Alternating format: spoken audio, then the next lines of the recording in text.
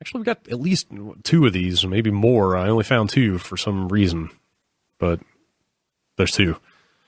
It occurred to me as I've been listening to the Bombcast for over a year now that I want to see more of you fellas' shenanigans on your website, but also that I have never actually have never actually been to the website or seen any of you before. Wait, he's been listening for a year and he's never seen us? Yes. Wow. Not the first time this kind of email has come in. Around the time I started listening, there was someone who wrote in and okay, so he heard one of these previous emails, said they had only ever listened to the podcast and never seen your faces on the website before, and they emailed you with descriptions of what they thought you looked like. I thought I would do the same before I go on the site and immerse myself in the myriad videos available, thereby ruining my preconceived notions of your faces. So here it goes. Jeff. Thin with chiseled features and jawline, Definitely. 5 o'clock shadow, and stylishly spiked black hair. Boom. Pow. 100%. A sort of intense and crazy look in your eyes like you drink way too much caffeine. You wear a lot of black t-shirts. I mean, you're like partially. Sort of, yeah. Getting there. Not on the black t-shirts. That's someone else. But. Yeah. Brad. Your voice reminds me of a guy from Missouri I used to listen to on another podcast, and so I always sort of pictured you as a cowboy. I'm thinking... Cowboys of Missouri? Yep. Bolo tie. Oh, there's cows to rustle and... Missouri? I'm thinking longish, sandy blonde hair, maybe a bit curly, that you wear under a baseball cap. Tight jeans, maybe even with boots, ! Oh, yeah. At least leather shoes. At least leather shoes. Bare minimum. Dan, you are the newest addition to the voices I hear every week, but your constant tales of drinking and Taco Bell, both good things, but not daily, and your ability to seemingly not mind offending people make me think you are slightly a shorter, slightly overweight man with short blonde hair and a penchant for inappropriate t-shirts.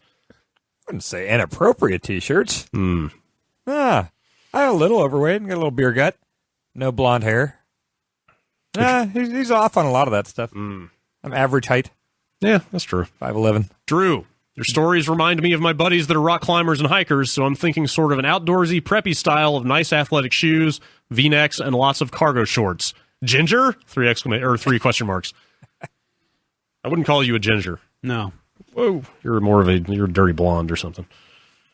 The outdoorsy part, though. It's a dirty white boy. Dirty white boy! Yeah. Vinny, I know he left, but if he still listens, I heard something about you wearing glasses once, and I always thought you had some sort of black-rimmed, classy hipster look about you. Guess we'll see. Yep, that's pretty much it on that one. And then one from Nick. I went the first couple of years listening to the Bombcast without knowing what you guys look like. When I finally watched some of your videos... A couple of years? Yeah. They don't use Twitter or anything either?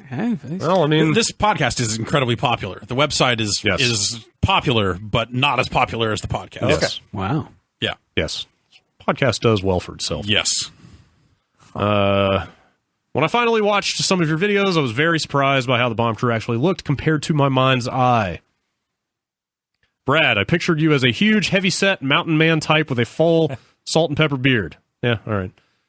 Jeff, I pictured you as a blonde-haired, blue-eyed surfer type. I mean, I could re-bleach. That's pretty totally gnar. Ryan, I pictured him as diminutive Italian, maybe with a Napoleon complex. Sure, yeah. Yeah, all right. Yep. Yeah, that works. Vinny, I pictured as heavily muscled Italian with hair like Patrick Klepek. Yep.